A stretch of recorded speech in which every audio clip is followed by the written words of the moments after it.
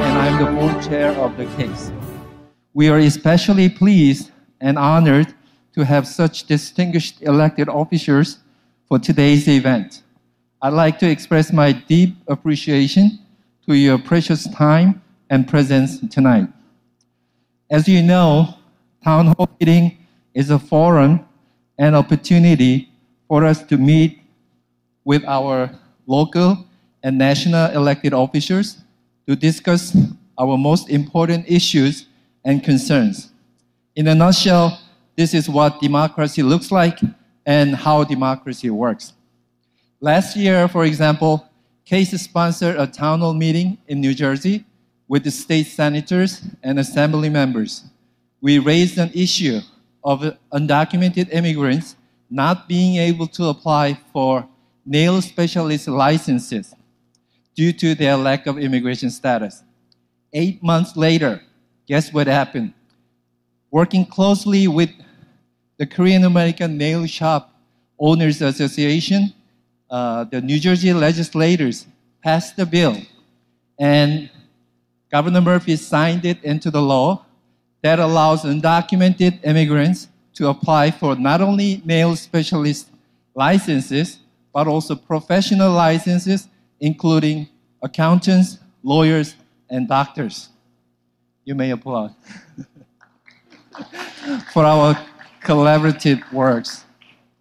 Today, we are facing so many unprecedented challenges in front of us, from COVID pandemic, economic hardship, landlord-tenant issues, anti-Asian hate crime, voting rights, to immigration reform. So please take the best use of this opportunity to raise questions and concerns and learn from each other. Once again, I want to welcome and thank all of you joining, and hope to continue working together to protect, preserve, and empower our communities. Thank you. So our first session is with New York State legislative members. We have New York State Senator John Liu, Senate District 11. Senator Toby and Stavisky, Senate District 16. Assemblywoman Nily Rozic, AD number 25.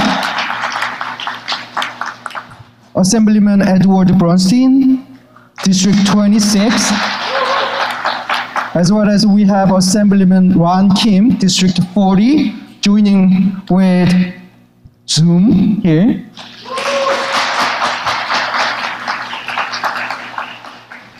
Due to time consideration, we will just go straight to the question and answers, and then we have 1 hour to cover 6 to 7 questions. We already sent all the questions, and we are not going to read the whole paragraphs of the question. So, and each organizations will ask some questions. The answer order is from district order, senator first, and then assembly members. Each legislative members will have 2 minutes to answer those questions.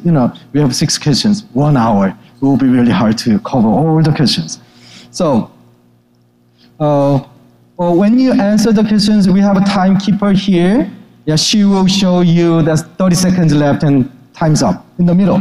Yeah, she has there's a timekeeper over there. So our first question is from Min권센터 for Community Action. Ms. Angelina will ask the question. So the pandemic exposed the fragility of the economic, housing, and healthcare systems that placed an unprecedented burden on immigrant communities, including undocumented community members. New York State's COVID vaccination program was initially rolled out without any language outreach. Rent relief programs exclude a significant portion of the community members that we serve, and essential workers, such as rideshare drivers and home care workers, continue to risk their lives without adequate worker protection. What are you doing in your position to center immigrant and language justice as our community continues to recover from the pandemic? And what concrete measures have and/or will you take to advocate for an inclusive recovery? And that question is to our state senators. and state assembly members. Thank you.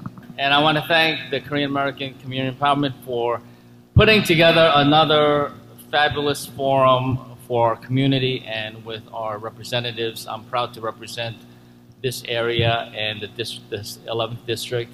I'm proud to be here with all of you alongside my colleagues. This is a question that's very difficult to answer in 2 minutes because we have done a lot. We've done a lot in the state legislature. All of my colleagues here, we have supported a budget that includes more justice for immigrants, particularly, as you mentioned in your question, excluded workers. Excluded workers are people primarily in the immigrant community who worked very hard, who were on the front lines in this fight against COVID, and yet were not eligible for much of the federal assistance that was out there, the stimulus checks, if necessary, the unemployment checks. These excluded workers, because primarily because they don't have the documentation, they could not get any of these benefits. So we passed a budget that included $2 billion for these excluded workers so that they could also have some economic security that every other person in the country had. And we're very proud that today, finally, the Department of Labor has put out the regulations about how these excluded workers can begin to receive those benefits. In addition, there's also about overall community empowerment, a $10 million allocation for the very first time. I personally don't think $10 million is a whole lot for our entire Asian American community, but in the face of hate crimes this year for the past year and a half, we needed to help organizations such as this organization that we're in right now, KCS, to make sure they have the services that are going out there to the members of the community so that we can build the community up and protect us not only against the COVID pandemic, but against hate crimes in general. Thank you. Thank you, Senator Liu. Senator Stavisky, it's your next turn. Yeah, in addition to what, incidentally, thank you for bringing us all together. And in fact, earlier this week, I really spent a wonderful 45 minutes or so with the KACE interns, and I want to thank Andrew Kim and DC Kim for arranging all that. In addition to what John said, one of the problems, I think, is that we provided quite a bit of funding for the restaurant workers, but not the personal service workers, such as those in the nail salon and other personal service industry. We did provide, in the state budget, considerable amounts for small businesses, and in fact, all of us have, at one time or another, stood at the Murray Hill Long Island Railroad Station handing out big jugs of hand sanitizer and personal protection equipment for essential workers. And the excluded worker, the $2 billion allocation for the excluded workers, I don't think can be underestimated because that was a very difficult bill for us to pass in the Senate. And yet we were able to come together as a majority conference and accomplish it. For those who are working and receiving unemployment insurance, that is an area where we really had a lot of issues. It was very, very difficult because the Department of Labor, normally a good agency, fell down on the job. Their computer system was antiquated and benefits for unemployment insurance were, in many cases, delayed far too long. There are many other issues which I think we'll get to tonight, but I think these are the highlights. Thank you, Senator. Next. Next, Assemblywoman Rozic. You have 2 minutes. Thank you. Thank you so much to all the organizations tonight and to KCS for hosting us. This is actually where I got my vaccine. So if you haven't gotten your vaccine, please get vaccinated. I'm going to touch on 2 other things that the senators had not mentioned, but are very important as well through our work in Albany. The COVID pandemic laid bare what we know. It exposed a lot of inequities in immigrant communities, and we need robust legislation to fix a lot of what is wrong. One of the bills that we passed in the legislature this year is called the New York HERO Act, and that will address a lot of workplace safety issues that a lot of immigrant communities and employees deal with. It's a joint employee committee that has to get together and figure out a safety plan for the workplace, and it creates an opportunity for workers to do that in an equitable, safe, and holistic way without retribution. So I was a proud co-sponsor of that, as my colleagues were, and we'll see that implementation going forward. The other really big important thing coming out of Albany that will help a lot of our immigrant communities is the ERAP program, the Emergency Rental Assistance Program, which not a lot of people know about, and we need to spread the word about. It's direct assistance to renters across the state who, for one reason or another, cannot afford their rent, and for whatever reason in the pandemic just fell behind. This really emerges as one way that we can fill the gap. We can talk about language access for a whole other panel discussion, and I have a package of bills that I'm working on in the legislature to deal with a lot of that through our hospitals, through our schools. But those are just some of the items we passed in Albany this year that are really important to bridging those gaps. Thank you. Assemblyman Braunstein. Thank you very much. It's good to see everybody. I want to thank CACE for bringing us all together.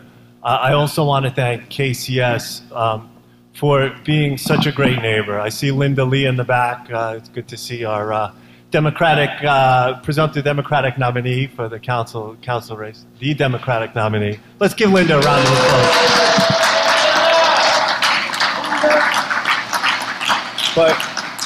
But back to KCS. KCS has been such a great neighbor, whether it's with the early voting site or providing space for vaccinations or providing place for community groups to meet.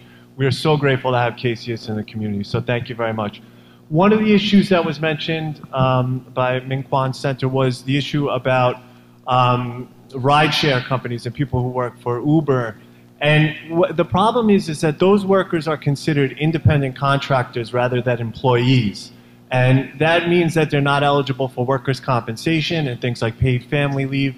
So at the state level, we're continuing to try to work it out where those workers who are really more like employees for a company, less independent contractors, can be classified as such, and they could get those benefits. So that's something that we continue to work on. And then as far as the disparate impact of COVID-19 on minority communities, as chair of the Cities Committee, I held a 12-hour hearing in the spring of 2020 to talk about this issue. And a lot of it stems from creating economic opportunity for underprivileged communities. And one way that we can do that is by improving educational outcomes throughout our borough and throughout our city. And I think the City of New York instituting 3K for all, I mean, we went from universal pre-K, now we're having 3K. The rest of the state doesn't have that. And I think that will give younger students an opportunity who otherwise wouldn't be able to afford those early learning opportunities.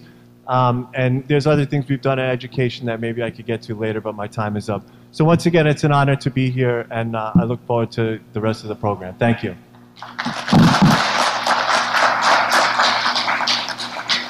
Assemblyman Ron Kim. Hello, everybody. 안녕하세요. 저는 Ron Kim 하원의원입니다. Hello, everyone. This is Assembly Member Ron Kim. I can't see the audience, so Andrew, if you will, do people in the audience speak predominantly Korean right now, or everyone speaks English? Korean.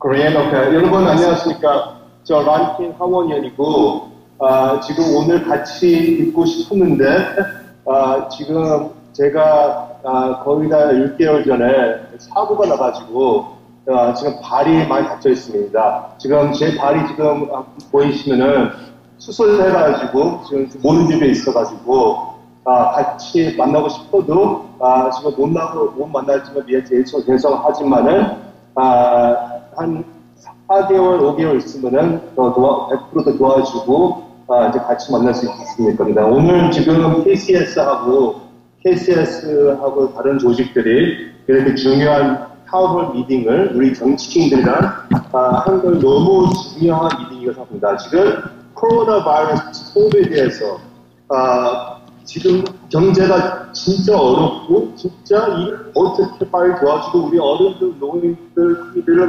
제일 안에 위에 있는 정치인들이 우리 커뮤니티를 포커스 많이 안 하고 있습니다. 그런데 우리 같이 일하는 존 루, 에드 브라운스틴, 닐리, 토비 이런 분들은 어부비에서 열심히 우리 커뮤니티를 알지 먹고 계속 지금 우리 이민자의 리커버리를 똑바로 해줘야 된다. 그런 목소리를 주고 있으니까 고맙게 생각하고 더 많은 우리 리소스하고 더 많이 있는 힘을 우리한테 주면은 우리가 더 얼버니에서 열심히 일하고 우리 이민자 우리 한인들을 더 열심히 도와주겠습니다. 한국말 괜찮합니까? 이해합니까? 괜찮으세요? I'm sorry, my Korean is a little rusty. I hope everyone understood that. But everyone, thank you so much, KCS, all the organizations and partners, for many of my colleagues who have done so much for our Korean immigrant communities in Albany. We have a lot more work to do. And just in closing, for the first question, I just want to remind everyone, when we invest in immigrant communities, it's not a compassion plea. It's a plea. We are investing actively in communities where the return is 2-3 times greater than other communities. So keep that in mind. Thank you so much. Thank you. Our next question is by Korean American Sanctuary Church Network. Reverend Won-tae Cho, please come up. Hello, everyone. Hello. My name is Pastor Won-tae Cho. I'm serving as the chairperson of the Korean American Sanctuary Church Network of New York. Our organization started in March 2017 to protect immigrant communities and to resist Trump administration anti-immigrant policies. Currently, we have 150 membership churches and with over 30,000 congregation members. We started with the help of KACE and its legal task force and grew in solidarity with all the community organizations present here today. In this sense, we are very pleased and honored to be here today with so many community organizations and too many distinguished elected officials. Now, I would like to ask two related questions regarding the urgent issue of the anti-Asian hate crime. What is your stance on the long-term investment in hate crime prevention efforts? What kind of resources do you believe are necessary in preventing hate crimes to occur in the first time? All right. Thanks for the 20 minutes to discuss this issue. It's so important. I mean, as I mentioned earlier before, 1.5 years now of this unprecedented level of anti-Asian hate, people being attacked, people being discriminated against. Just a few hours ago, I was with Charles Yoon and Mr. Im and many others in this room talking about the hate crime that happened earlier this month, where an Amazon worker attacked a couple of our Korean American leaders right here in Flushing. And so this is continuing. Some people have called for more police, bigger penalties, more jail time. I believe that people are discriminating against Asians and attacking Asians because they are afraid and because they are ignorant. And when people are afraid and ignorant, You can threaten them with all the jail time you want. That's not going to get at the root of the problem. The root of the problem is ignorance. And the only way to do that is by educating people about Asian Americans so that we are seen as Americans too, as human beings. You look at how vicious some of those attacks are. It's almost as if the attackers don't see us as being fellow human beings. And that's why Ron and I have introduced legislation to require the state education department to provide information, materials, and curricula for school districts around the state of New York to finally, at long last, teach our school kids something about Asian American experience and history. When I was a kid, American history book this thick had one paragraph of Asian American history, usually talking about the railroads or talking about the concentration camps with the Japanese Americans. And today, I have seen textbooks recently, the same kinds of textbooks, still the same mentions. Very little, if any, Asian American history. We have to change the ignorance so that we can fight the hate.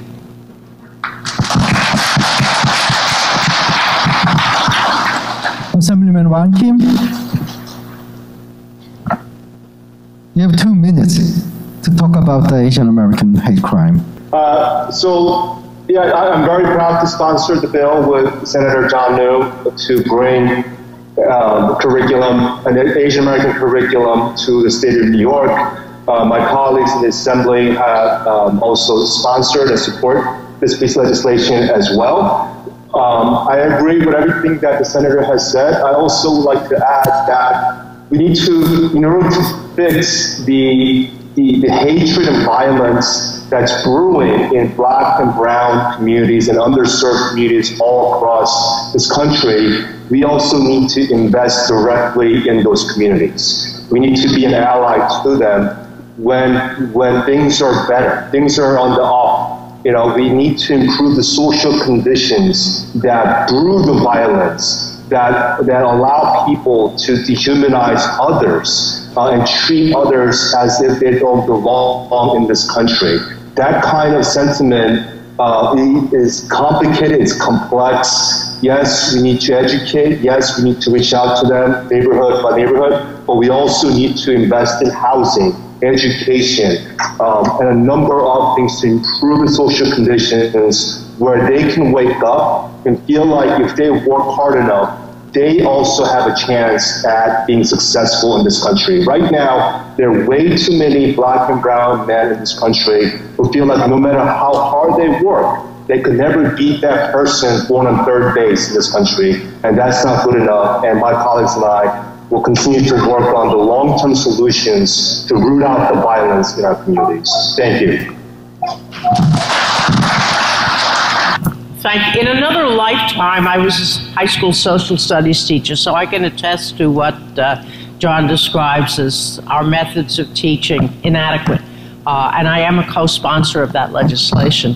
But Assemblyman Braunstein, in fact, all of us together, were involved with the State Education Department and having them recognize and co-name the Sea of Japan, you should excuse the expression, with the East Sea. Secondly, we put I think it was $10 million into the budget for education purposes done by the community, various community organizations. And I have sponsored legislation with Assemblywoman Seawright from Manhattan, which would require upon conviction of a hate crime, the person has to undergo mandatory education and training so they understand and try to counter the ignorance that engenders these hate crimes. Unfortunately, we have many folks running around with mental health issues, and I think we have to do more in that area too, because a normal person isn't going to do this. Thank you.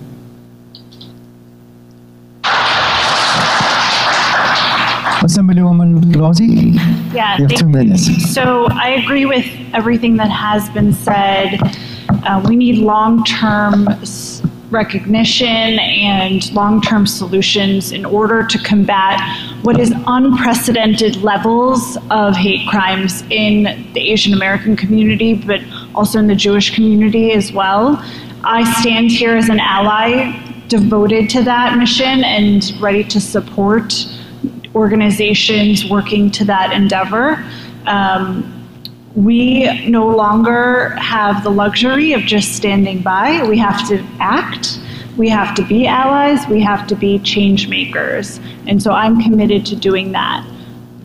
Also, I want to make it very clear that we need to continue reporting these hate crimes and making sure that we have the data out there in order to respond effectively. 2 years ago, I wrote a law with Senator Kaminsky from Long Island that would train every single law officer in the state of New York on not just responding to hate crimes, but also learning how to recognize them. That had not been done. And so I think with encouragement through organizations, education, and now law enforcement, we can actually understand where this is happening and how we can combat it in a more holistic and thorough way. Thank you.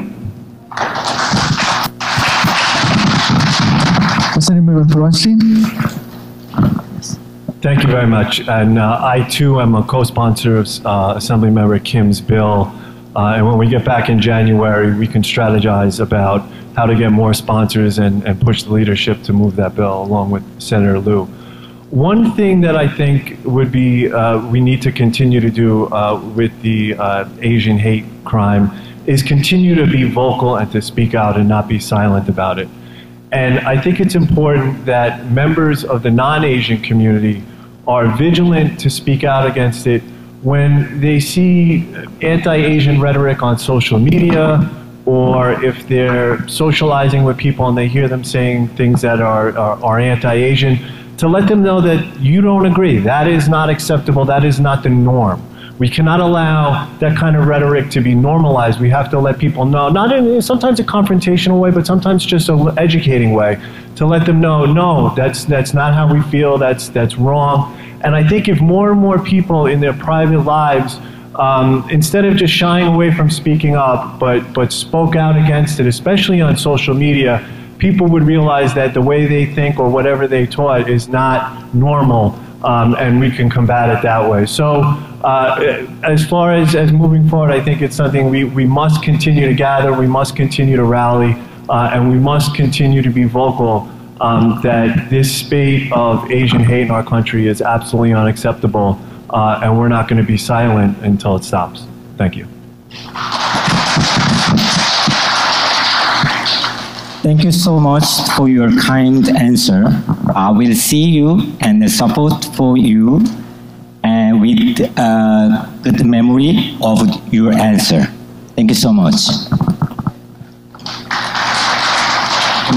Thank you. We would like to see the bill passed in this year. Yep. And then our next question is about overcrowded high schools. And Ms. Jenna Huang, who is from Korean Chinese American Council. Please come up and then ask a question. Hello everyone, my name is Jenna Huang. I go to Francis Lewis High School, and I would like to speak up about things I felt uncomfortable in my school. Things that I felt uncomfortable in my school is, most importantly, can't go to the bathroom whenever we need it. Since there is about 4,473 students in my school, every time the bell rings, because there are so many people in our school, it is very inconvenient to go to the bathroom at the beginning or end of class because there are too many people in the hallway and students don't have enough time. Since the ever-increasing number of students is not a problem we can solve, I would like to hear the opinions of non-students as well. Thank you.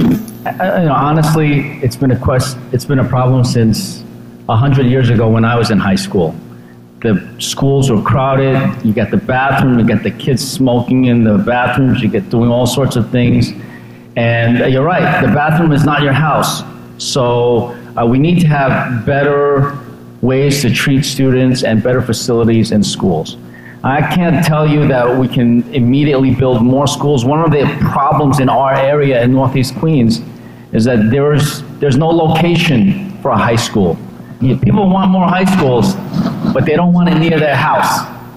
And so that's a problem that we're still facing. If people have a suggestion for how to build more schools, then that's what we need. This location was supposed to be a new high school, and there was a lot of community opposition, which is ultimately one of the contributing factors to KCS finally relocating in this facility. So we have to understand that there's a little bit of community opposition to building new schools, even elementary schools. People, for some reason, they have a problem with. We have a situation not far away, just a few blocks away in Bayside, where there's a proposed new school and there's already some opposition to a new elementary school. But high school is even more difficult. So if you have any suggestions, then we're looking for spaces. But beyond that, we have to fund our schools better. For 14 years, we did not legally fulfill a court mandate to send more money to our schools. This year, my colleagues and I, we fought the governor on the budget. We finally got the a plan to get the additional $4 billion a year into public school education. And a lot of that money will go towards strengthening the schools, including building new facilities. Thank you. Thank you. Senator Stavisky? Yes. I think the pandemic had a great deal to do with the overcrowding because there was money allocated for an annex at Cardozo High School, which is right near Queensboro. There was money for a new school, actually in my Senate district, on Northern Boulevard and Woodside Avenue, the Sports Authority building, and that's been, all of those were in the budget, targeted for construction, and they've been postponed. The first one I think is another 3 years. The high school, I forgot the number they're giving it, but it's the Sports Authority building. That's been postponed to 2025, I believe. And there's an annex that's been proposed for Francis Lewis High School. And all three are in my Senate district, believe it or not. And the School Construction Authority has said because of the pandemic, we have to postpone the construction. They aren't in the budget, it's just that everything has been pushed back because of the pandemic. And I must tell you, John was talking about overcrowding. I remember when I was teaching high school, the class size limit was 36, and there were kids sitting on the window ledges. Hasn't changed.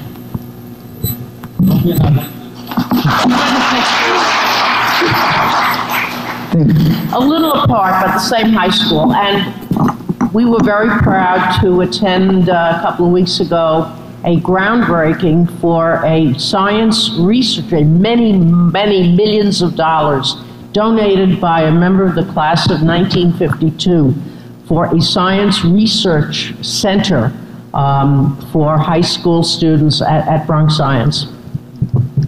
Thank you. And then next, Assemblywoman Rozic. Okay.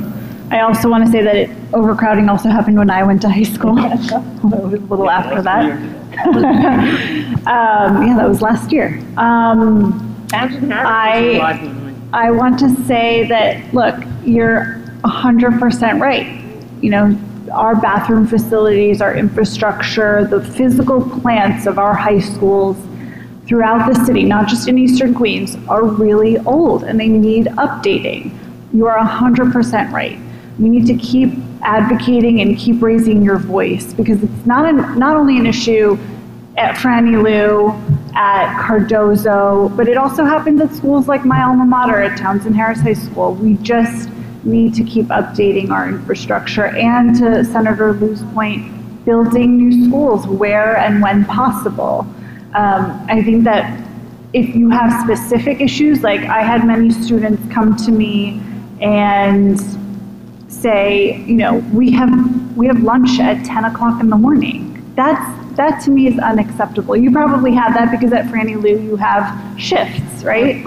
Or you did before the pandemic. And hopefully you'll have an annex soon and some of those issues will be alleviated, but no student should have lunch at 10 o'clock in the morning. It's just crazy. And so we as legislators will stand with you and advocate for you. And if there are specific issues at specific schools, please bring those to us. You are our eyes and ears. We can't go to every school every week, but we can certainly hear from you. And I would encourage you to keep that advocacy up. Thank you. Yes, thank you very much for coming up and bringing this issue to the forefront. Appreciate it. As Senator Liu mentioned earlier, we drastically increased the amount of education funding year to year to the city of New York in this last budget. We were able to do so by raising taxes on people with income over $1 million ever so slightly, and that raised us an additional $5 billion around where we were able to finally meet the CFE court ruling. And so we are sending money to the city of New York. Also, this January, there will be a change in administration. All indications is that the Eric Adams administration will take over. And this is our opportunity to bring these issues to the new administration and make them a priority from the beginning. I know that in my planning, I've already made it a point when I get time with the Adams administration, as chair of the city's committee, I interact with the city a lot, is I would like to advocate for a specialized high school here in Queens. A lot of our young people have to travel to the Bronx or travel to Manhattan, and we have a lot of students who go to specialized high school. We should have one or two right here in Queens. Thank you. So I've already made it a point that I'm going to bring that as a priority to the Adams administration. And collectively, we can all, as we raise our voice and talk to them about what we'd like to see in the next 4 years, that we want we've given a lot of money. We want an investment in new high schools, and we want a real commitment to alleviating the overcrowding that we've seen. Thank you. Thank you very much. Thank you. Our next question is from Nail Industry Federation of New York, Mr. Chris Kim. I'm president of the Nail Industry Federation of New York. Now the nail industry is very big, difficult situation.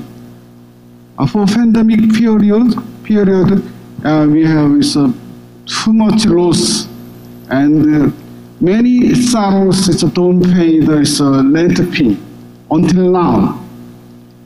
But from this October, we must do ventilation system. We want to ask is at least after 2 years must be delayed. And so I ask, would you support postponing the ventilation installation mandate for at least 2 years after the pandemic ends? Thank you.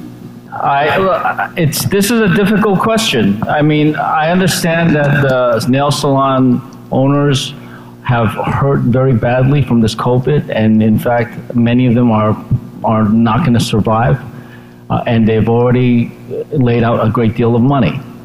At the same time, these rules were passed because the workers needed protection, because the ventilation we now know that ventilation is very important, and that the chemicals used in nail salons have very dangerous fumes. So these laws were in place. They are effective this year, but I understand what the business owners are asking for, a 2-year delay. But I don't know if that's possible, and that's something that we're talking about amongst legislators. I've also met with a couple of the associations representing the nail salon owners, but we also are in touch with the organizations representing workers. The workers need to have their health back also. We've been talking about how many of these frontline workers are serving the community, even doing people's nails during COVID. And so we also have to consider their health in mind as well. Now, as far as the business owners need to survive, there has already been the federal PPP program. In the state legislature, in the budget earlier this year, we've also put more money, about $1.2 billion more money for small businesses to apply for that assistance. So to the extent that small business owners need additional assistance, there's been the federal program, there are state programs, and my office is ready, willing, and able to help small business owners apply for this funding. But I don't know that just delaying badly needed regulations for 2 years is the answer. Unfortunately, there are small business owners in many other industries, the restaurant industry, the transportation industry, they are all hurting, and we want to help all the small businesses as much as possible.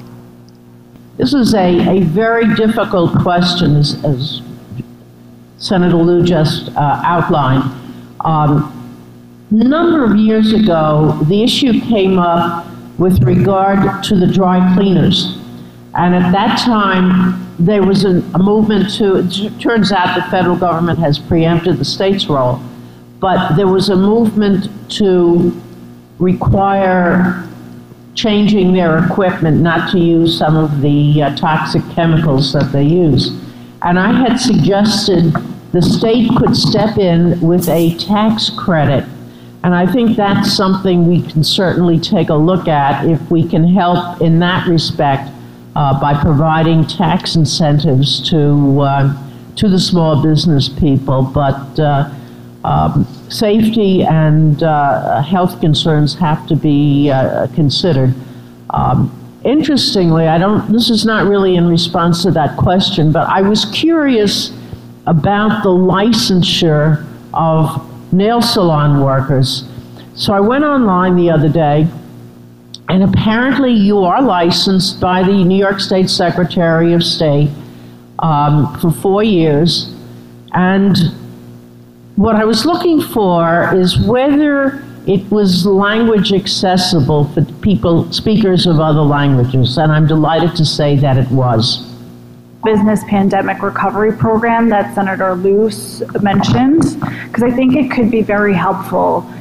There's $800 million that the state allocated for small businesses with less than 100 employees to cover, and this is grant money from $5,000 to $50,000 grant money for costs pandemic related between March of 2020 and April 1st of 2021. And that can include payroll costs, commercial rent or mortgage payments, payment of local property or school tax, insurance, utility costs, costs of PPE, heating, ventilation, and air conditioning costs, other machinery or equipment costs, supplies and materials necessary for compliance with any health or safety protocols, and other grant allocations based on the business's annual gross income. So this is money that is out there for any small business that has struggled, that wants to make these improvements but can't on their own. Our offices are ready, willing, able to help you apply for it. Apparently not enough businesses are applying for this money, and it's just sitting there. So we want to encourage everyone, and if you don't have a small business, if you know someone who has a small business, please encourage them to apply for it, because it's really necessary that we get that in the right hands. Thank you. All right, thank you. Assemblyman Braunstein. Thank you. You know, I understand the difficulty that the nail salon industry is going through. I mean, the economic shutdown was devastating for the service industry like that. And I also understand what Senator Liu saying is that we don't want to pause the implementation of these worker protections. So my thought process was similar to Senator Stavisky. When the environmental regulations were proposed for the dry cleaning industry, Senator Stavisky and I began working on legislation to provide tax credits for that industry to make the necessary upgrades. And I believe that's definitely something we should explore with the nail salon industry. And we've received a lot of money from the federal government. And I think that given the impact that COVID-19 had on the nail salon industry and the intended purpose of the funding that the federal government gave us was to provide COVID relief, there's a logical nexus for us to make the argument that we should explore providing tax credits to the nail salon industry to make these upgrades, whereas we can provide the tax credits, but the workers will still be protected. So, we're always in contact with the folks from the nail salon industry, and we'll follow up with them and have a conversation about seeing if that's something we can explore. Thank you. Since it's already 6:55, members can stay a little bit longer than 7? Maybe, we want to cover one more question. We prepared? So, it will be okay, right? Okay. Oh, that's not going to happen. But actually, the question that we would like to ask is about the redistricting. Now, redistricting is going on. They already started the online hearing. They already passed in. They're doing in New York City. And as you know, we did census 2020 last year. As of the result, we lost 1 seat in New York State. It allocated 26 seats in the House of Representatives, right? We still have the lawsuit or not? But we are still doing it, the redistricting that will cover next decade. So we would like to ask about the questions. For last decades, last 10 years, our community changed. Our new district map should cover the change that we did. So our question is, so how do you think your district will stay the same over the next decade? Or does it have to change it, or how? And then we just wanted to hear your thoughts about your district, how it should be changed or not, or what kind of things should be taken into account when the district map is drawn? It's an interesting question, but I think the answer has changed over time. A long time ago, when I was first getting involved in politics, it was very important to draw districts that had a lot of Asian voters so that we can maximize the chances of electing Asian Americans to office.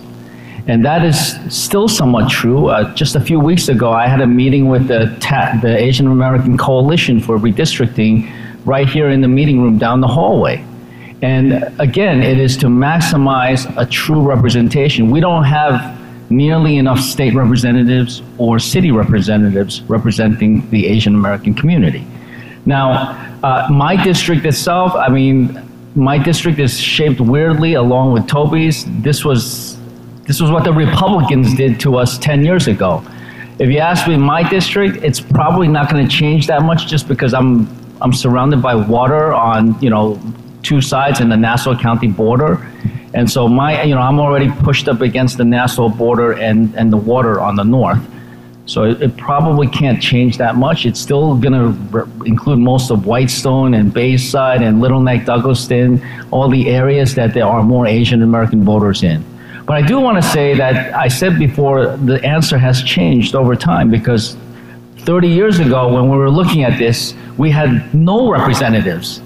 And so it was really important how the district lines were drawn. Today, we actually, this year, elected a lot of Asian American representatives. When I was in the city council, there was 1 member of the Asian caucus. That was me, and I was the chairman of that caucus.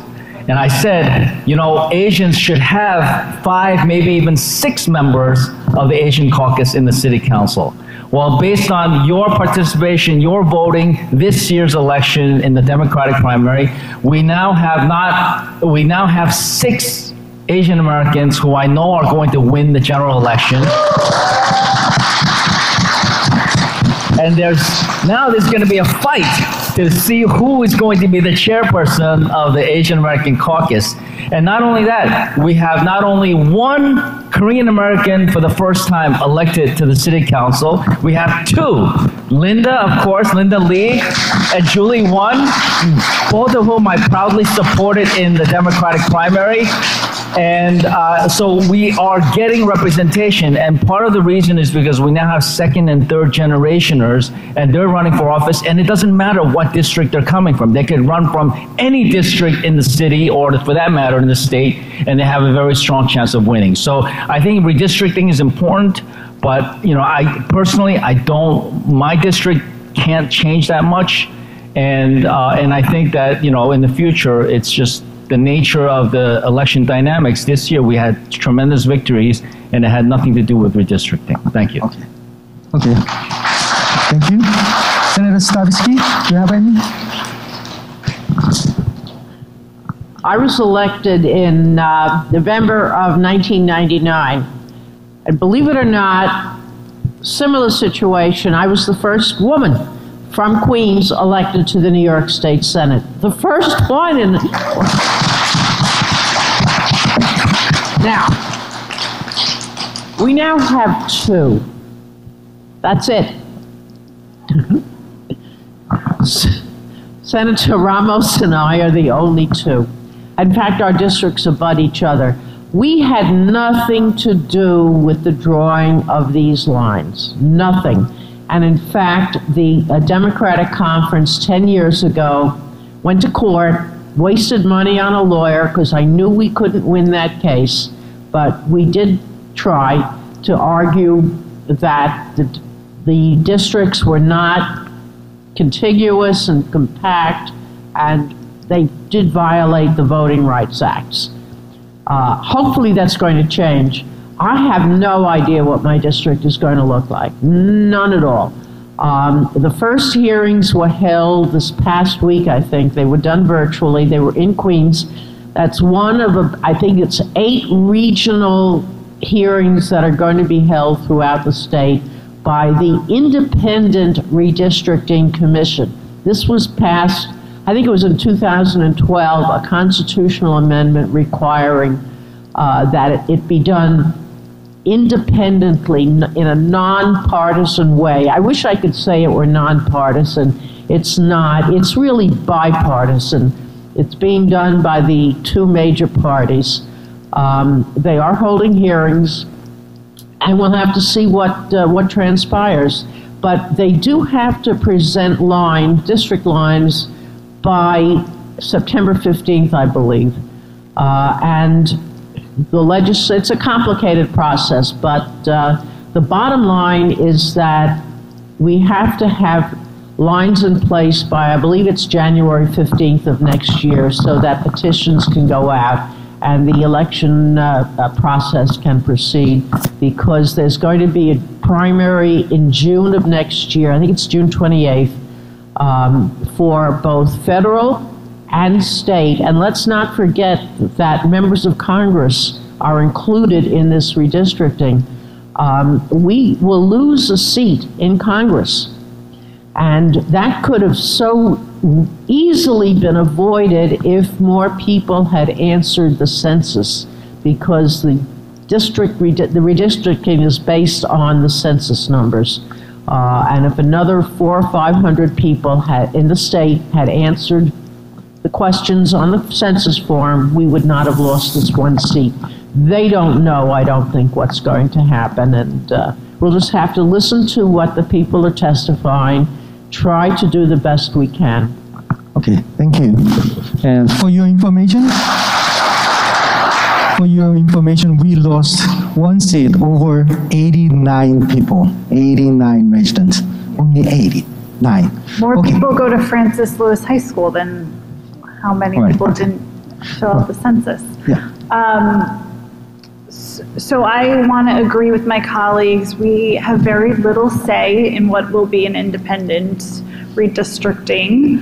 And I was elected in 2012, right after they changed the lines. So it's been a great honor and privilege to represent the 25th in its current shape. It used to look long and skinny and didn't really make sense. Now it makes a lot more sense, and instead of representing 8 different community boards, I have 3 community boards. And I haven't, like my colleagues, I want to see what the census tracts look like when they come out. There has been some delay. I would like to wait and see what the lines look like when they are proposed in September. If anyone is curious, I did testify at last week's hearing, and my testimony is available online. You can just Google it and find it. But it's going to be a process in which the community has a say. And so if you have any ideas or thoughts that you want to share with the commission, you should sign up to speak. You should sign up and have your voice heard, because that's what this is all about. Thank you. Thank you. Mr. Braunstein? Thank you. Like Senator Liu, my district is bordered on Nassau County on one side and the water on the other. So there's not much room for change. The last redistricting I was in office, and the district changed slightly. So I'm imagining that the district is going to stay relatively the same. And it's been a privilege to represent Northeast Queens for all these years, and over time you develop relationships with community leaders, and that's why I'd be happy if the district remains similar to how it looks today.